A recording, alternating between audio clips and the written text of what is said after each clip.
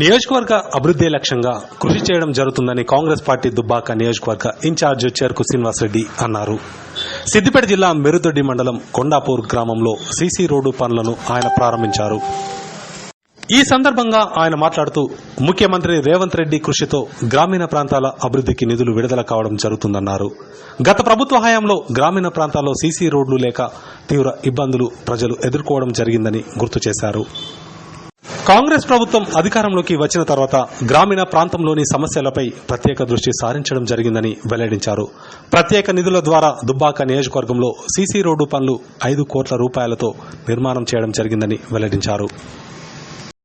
ఈ కార్యక్రమంలో కాంగ్రెస్ పార్టీ మండల అధ్యక్షుడు రాజేశం, కాంగ్రెస్ నాయకులు ప్రశాంత్, రాజు పలువురు పాల్గొన్నారు.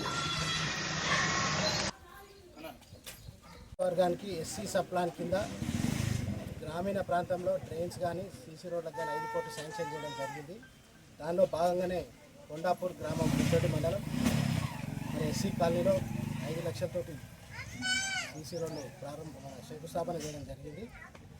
ఈ 5 కోట్లే కాదు, మరి రాబో రోజుల్లో ఒక వారం 10 రోజుల్లో కూడా ఇంకొక 5 కోట్లు కూడా మంత్రి గారు ఒప్పుకున్నారు. మళ్ళీ ఇంకొక 5 కోట్లు కూడా ఎస్సీ ప్లాన్ ద్వారా దుబ్బాక నియోజకవర్గానికి పూర్తిగా ఈ సంవత్సరం 10 కోట్ల రూపాయలు ఎస్సీ సప్లాన్ కింద సీసీ రోడ్డు ట్రైన్లకు శాంక్షన్